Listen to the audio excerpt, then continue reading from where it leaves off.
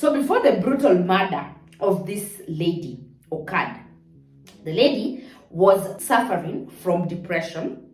She couldn't take medication because her boyfriend had prevented her from doing so. She had to leave her job because the boyfriend said you have to leave this job.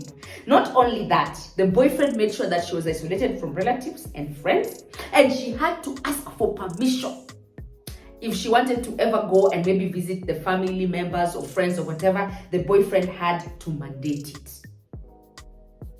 Then, after doing all that type of slavery to her, this lady said, enough is enough. I want out of this loveless relationship. And she was shot 9 times as she was approaching her home, and she died on the spot.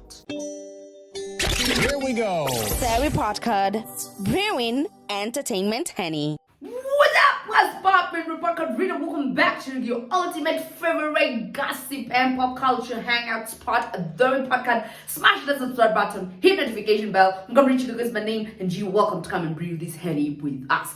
So this particular story is not half as fresh, it's not trending. It's actually something that happened, very unfortunate, to a lady down there in South Africa. This occurred in sometime in April, and I just read it and I was like, since now Kenya, we are smack in the middle of actively fighting gender-based domestic violence, and this is a project that the Kenyan government has taken upon itself. And there's a toll-free number, 1195. Guys, contact that number if you are in a sticky situation, if you are looking for help, or you're looking for someone to talk to, if your partner probably is abusive in any way, emotionally, psychologically, physically, or whatever type of abuse you are going through. If it's not you, there's probably someone you know, or there's probably a friend of a friend that you've had who is in such a situation. So it was very, very tragic. And this young woman, she was reportedly shot 9 times,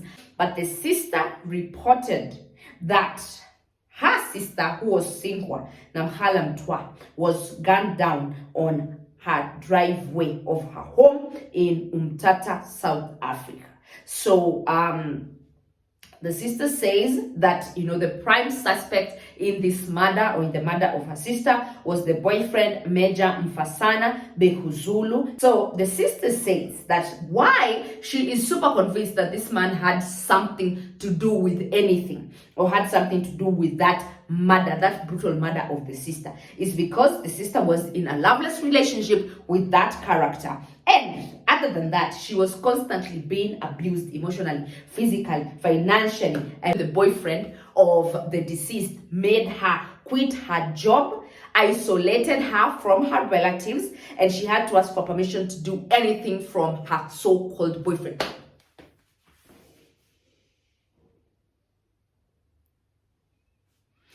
I read such stories that they aggravate me.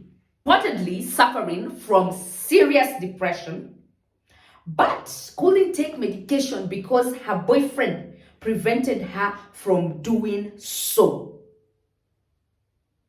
Hi!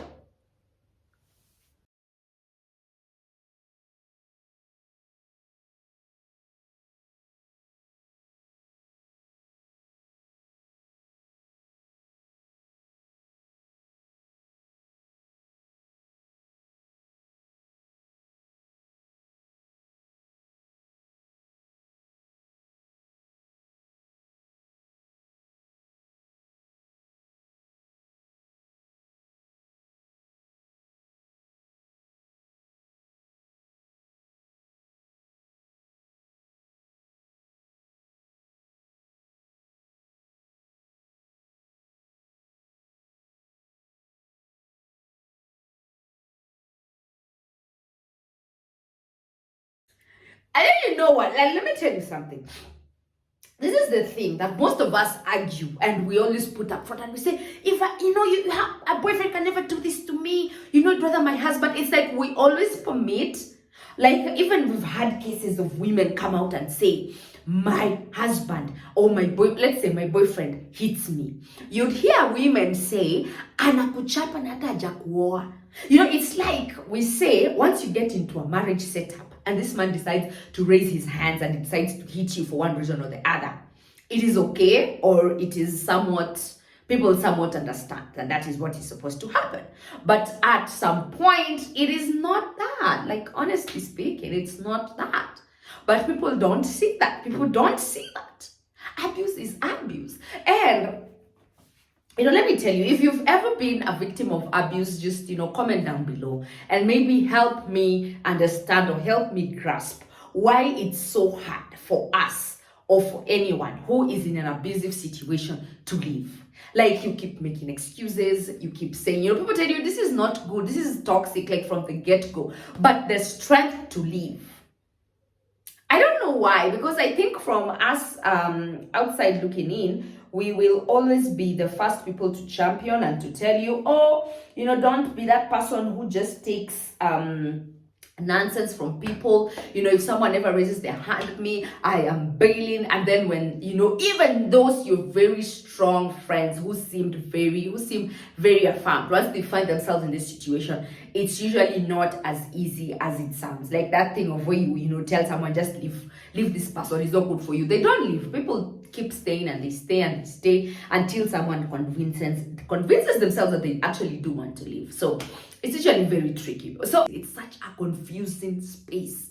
But for someone to be shot because she didn't want to stay in that relationship from the get-go, that's madness. So I don't know, man. I don't know. Because here it is damned if she stayed, damned if she left. It was literally like the same thing. Do you understand? So can you imagine? Wow. I mean, I was even short for words. Like, honestly, I was short for words.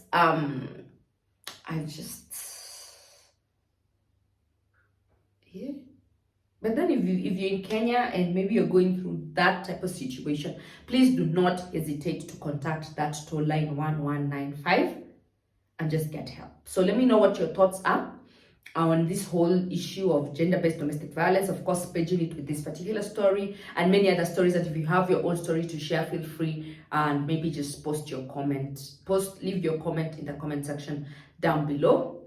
And I don't know, it's not a good space for anybody to be in.